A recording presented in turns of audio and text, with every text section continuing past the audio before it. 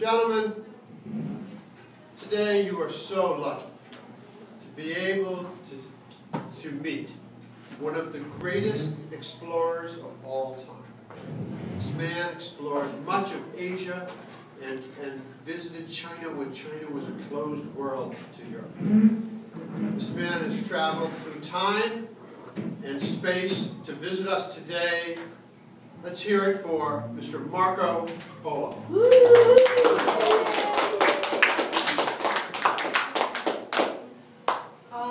As you can see, I'm Marco Polo, and I was born in 1254 on September 15th. And 2 weeks after I was born, my mother passed away, and my father, Nicolo, was on a journey with my uncle, Maffeo, when I was born. And so I was forced to live with my aunt. And at a young age, I had a mild education. I learned how to write and read. And at a young age, I had a passion for sailing. And after school, I used to frequently sail down the canals of Venice with friends after school. And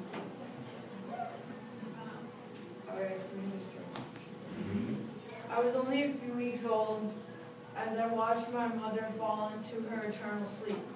I was forced to have my aunt and her husband move into our estate, Corte de Milione, where they raised me in my early age. I had a mild education. I studied hard and learned English fluently. I enjoyed to run along the canal in Venice with my fellow classmates. Every once in a while, I stopped at the end of the canal and strangely admired the hanging bodies that were hung earlier that day. It was hard day to day without my father, when I needed him. My father, Nicolo, had been on a journey with his brother, Maffeo, for almost 10 years now. As a successful merchant, my father was always on the lookout for new opportunities to sell foreigners his rare items. He sold many things such as gold, precious stones, and spices.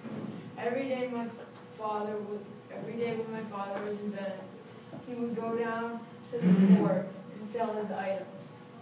I've always dreamed of one day sailing with him all over the world, making a fortune everywhere we went. I would discover new land with him and one day even get back what the pirates had taken from him in earlier one of his journeys. I enjoy sitting by the sea and drawing pictures of what I thought my father looked like, even though I knew he probably looked nothing like my drawings. I would hang them on my wall and just sit there and stare at them for a while. Many times I struggled with things because I couldn't stop thinking about my father, which distracted me most of the day.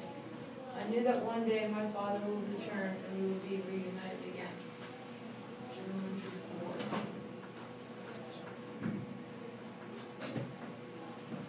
Okay, so we had been at sea for 3 hours now, and we were becoming very tired and hungry. Right now we are sailing our way through a very thick fog that has lasted for many kilometers, and the crew is starting to give in. Even my father was becoming doubtful that we would ever reach China. I needed to do something about my father's crew because he was all out of sorts as well. "Don't worry, men, we're almost there. I can feel it," I said, a little unconvinced. Then one of the crew members whispered something to one of the others and nodded and looked at me and smiled. Then all at once, the whole crew drew their swords and charged at me. What on earth has gotten into them? They are crazy. It must be scurvy, I thought to myself. All I could do was brace myself for what they possibly could do. But luckily, right before they pounced on me, one of the crew members that wasn't crazy shouted from the platform above, "Land ahead." All at once, everyone's head turned towards the front of the boat and looked at what none of us had seen for 3 years. It was land. Everyone jumped up and down in excitement, hugging each other, and some even jumped off the side of the ship and swam for shore. Once we had the ship hooked up and the crew gathered on shore, We asked a man in a nearby boat where we were. Unfortunately, we had ended up in Jerusalem, which is nowhere close to shore. But we were all happy to be in land again. All the crew members ran around the street grabbing food off merchant stands left and right. This didn't make the townspeople very happy. My father and uncle pulled out an old wrinkled map that they had used to lead us on our journey.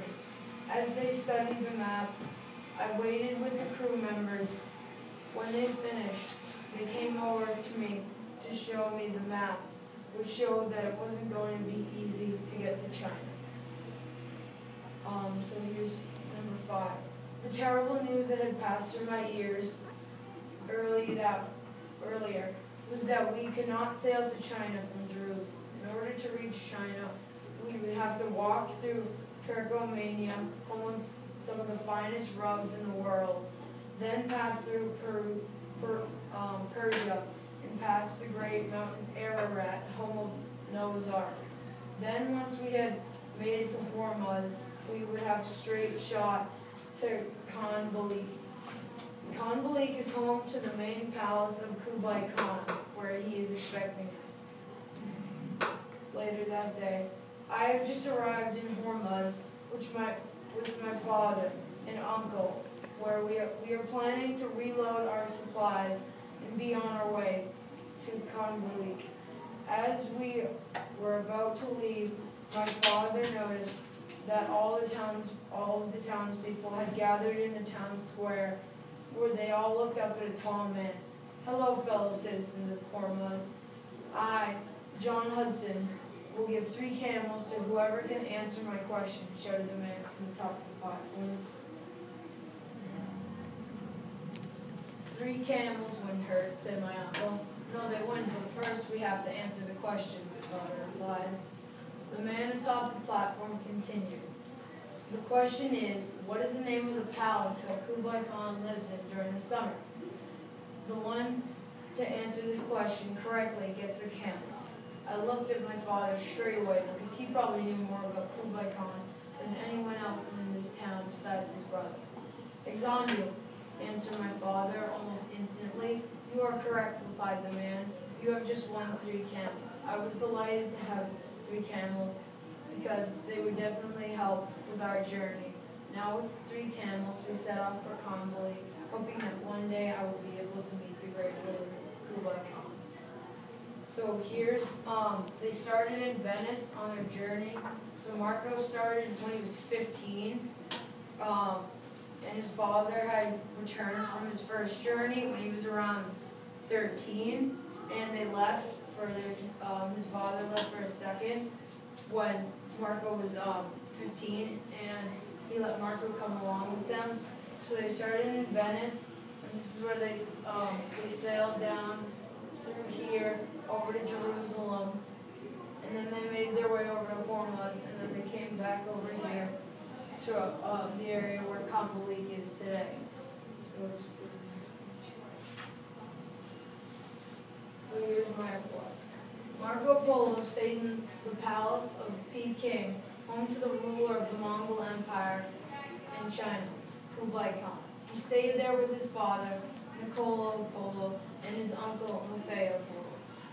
He learned from Kublai Khan and his people for almost 20 years.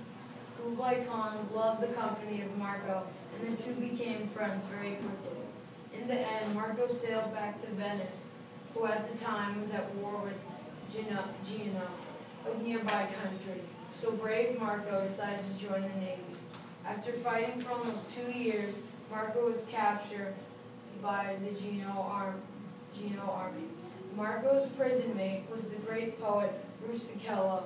Rustichello was amazed about the story of Marco's life. While in prison, Rustichello wrote about Marco's life. He even went on to write a book called The Travels of Marco Polo. Marco went on 2 more journeys exploring the islands south of China. Marco Polo lived to be one of the most famous explorers to ever live.